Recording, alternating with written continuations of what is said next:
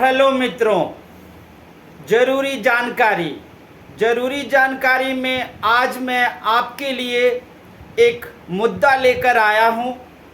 बलि प्रथा। ये बलि प्रथा क्या है? बलि प्रथा कहाँ से आया?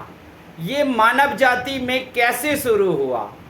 तो सर्वप्रथम मैं आपको बताना चाहता हूँ कि बलि प्रथा मानव जाति की शुरू की गई एक सामाजिक कुप्रथा है।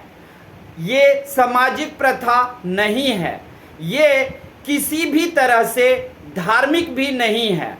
बलि शब्द का अर्थ होता है दान देना, ना कि मार देना। लोगों ने दान देने की शब्द को गलत अर्थ निकालकर उसे मार देना कर दिया।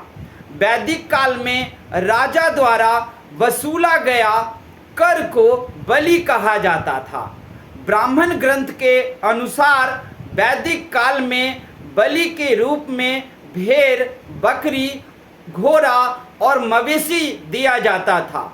लेकिन घोड़ा, बकरी, मवेशी और भेड़ को या अन्य जीवों को मारना नहीं होता था, दान देना होता था, जिसे कालांतर में जबरदस्ती लोगों ने बलि का रूप दे दिया। आपके चारों वेद, ऋग्वेद, सामवेद, अथर्ववेद और यजुर्वेद में किसी भी प्रकार से बलि प्रथा का कोई उल्लेख नहीं है। वेदों ने बलि प्रथा को बिल्कुल अनुचित बताया है।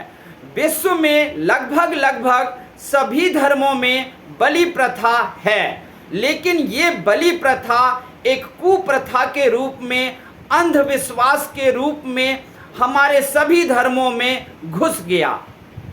अब प्रश्न उठता है कि हिंदू जैसा, सनातन धर्म जैसा शांति प्रिय धर्म में ये बलि प्रथा कैसे घुस गया? तो मैं आपको बताऊंगा कि हिंदू धर्म में बलि प्रथा लगभग 10वीं शताब्दी के बाद घुसा है। 10वीं शताब्दी के बाद यहाँ पर मुस्लिम आक्रांताओं ने, या फिर 14वीं शताब्दी के बाद मुस्लिम आक्रांताओं ने आक्रमण किया भारत पर, और बड़े आसानी से वो युद्ध को जीत लेता था। हिंदू राजाओं ने और उनके सरदारों ने जब इसका मंथन किया कि आखिर हम युद्ध क्यों हारते हैं, तो उन्होंने यह निष्कर्ष निकाला कि मुस्लिम आक्रांता मांस खाकर के युद्ध करते हैं, जिससे वो जीत प्राप्त कर लेते हैं, क्योंकि उस टाइम युद्ध का नतीजा एक ही दिन में निकल जाता था, और एक दिन में 7 से 12 घंटा लगातार युद्ध वो मांस खाकर करते हैं, इसलिए जीत जाते हैं। हालांकि ये भी उनका गलत सोच था कि किसी भी तरीके से अगर हम मांस खाएंगे तो युद्ध जीतेंगे। ये बिल्कुल गलत था, लेकिन ऐसा हुआ और इस तरीके से अंधविश्वास शुरू हो गया। लेकिन हिंदू में कोई भी सैनिक मांस तो खाता नहीं, इसलिए हिंदू राजाओं ने लोगों को देवताओं पर बलि चढ़ाकर प्रसाद के रूप में खाने के लिए कहा, और लोग इन्हें प्रसाद समझकर खा लिए। लेकिन फिर भी वो युद्ध नहीं जीत पाए, परंतु आम लोगों में ये एक कुप्रथा बनकर रह गया। इसके अलावा आप देखोगे तो बलि प्रथा हमारे समाज में देवी काली माता, काल भैरव और दुर्गा पूजा के दौरान दुर्गा देवी पर में चढ़ाया जाता है, जबकि माता काली, काल भैरव और माता दुर्गा तीनों ही वैष्णव हैं। आखिर ये बलि को लेकर क्या करेंगे? अभी आप देखोगे समाज में, मैंने भी देखा है कई जगह पर लोग बलि चढ़ाते हैं, लेकिन ये बलि कैसे हुआ? किसी को पुत्र नहीं हो रहा था, तो उनके किसी रिश्तेदार ने ये मन्नत मांग दी किसी देवता के पर में कि बलि चढ़ाएंगे तो उनको पुत्र होगा।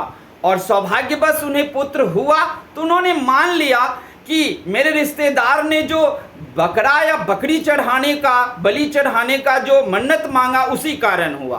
किसी का बच्चा बीमार रहता था तो वो ठीक नहीं होता था, रिश्तेदारों में किसी ने मन्नत मांग दी कि अगर बकरा बलि चढ़ाएंगे तो ठीक रहेगा, और शायद दवा के कारण, अच्छे इलाज के कारण वो ठीक हुआ। लेकिन आम लोगों में या एक पर्टिकुलर व्यक्ति में ये धारणा आ गई कि नहीं, मेरे रिश्तेदार ने जो मन्नत मांगी इसी कारण ये ठीक हुआ, और फिर बलि देने लगे। मैं कहना चाहता हूँ आप लोगों से कि देखो, दुनिया में अगर भगवान की शक्ति है तो शैतान की शक्ति भी है। वो शैतान आपके ऊपर या आपके रिश्तेदारों के ऊपर आकर अपना खेल दिखाता है और दुख की घड़ी में आपको गलत बात मानने पर मजबूर कर देता है। इसलिए शिक्षा जरूरी है। आप ब्राह्मण ग्रंथ को पढ़िए, आप वैदिक धर्म को पढ़िए, वैदिक काल के पुस्तकों को पढ़िए, कहीं भी किसी भी प्रकार की बलि आपको नजर नहीं आएगा। तो ध्यान रहे लोगों कि इससे बचें। और मैंने देखा है जिस किसी घर में बलि दिया गया उसमें किसी जीव की आपने हत्या की है।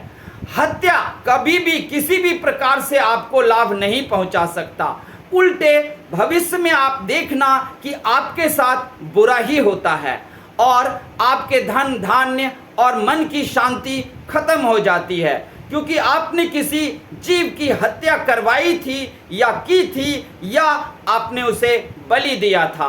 बलि का मतलब, मैं बार बार कहता हूं, बलि का अर्थ दान होता है, बलि का अर्थ हत्या या उस जीव को मार देना नहीं होता है। रामायण और महाभारत में भी किसी भी प्रकार के बलि का वर्णन नहीं है। हमारे 10वीं शताब्दी के बाद ही बलि शुरू हुआ है। जरा आप जिस समय चाणक्य और चंद्रगुप्त थे, यानी कि ईस्वी पूर्व में जाइए, यानी कि आज से 2300-2400 साल पूर्व जाइए, तो वहाँ भी राजा चंद्रगुप्त, समुद्रगुप्त, चाणक्य या किसी भी तरह के राजा ने कोई बलि नाम का कोई प्रथा नहीं दिया और उसके बाद वो युद्ध में नहीं गया। तो याद रहे कि हिंदू मांस तो खा ही नहीं सकते थे, ना ही वो मांस को प्रसाद भी समझकर खाएंगे, लेकिन गलत धारणाओं के कारण ऐसा हुआ। तो दोस्तों, मित्रों, आप बलि से बचें और बलि से कुछ नहीं होने वाला। अगर आप मुस्लिम धर्म में देखोगे कि बकरीद होता है, इनमें बकरीद के दिन बहुत सारे जानवरों की हत्या करके बलि चढ़ाई जाती है। तो इससे कोई गॉड या देवता या अल्लाह या कोई भी भगवान खुश नहीं हुआ है, उल्टे आप पर उन्होंने गुस्सा कर लिया है और उनका क्रोध आप पर बरसेगा एक दिन। इसलिए आप लोग बलि से दूर रहें। हाँ, आप उसी जीवों को दूसरों को दान दें, वो जीव उनके घर में जा कर के उनको हो सकता है दूध दे सकता है, उनका घोड़ा जो है उनको सवारी करवा सकता है या उनके गाड़ी को खींच सकता है, इन सब में मदद कर सकता है। लेकिन बलि किसी भी प्रकार से सही नहीं है। माँ काली, देवी दुर्गा और काल भैरव तीनों ही वैष्णव हैं, इसलिए इन पर बलि चढ़ाना तो कहीं आपको पाप का भागीदारी बना देता है। तो क्या आप पाप के भागीदारी बनेंगे? नहीं।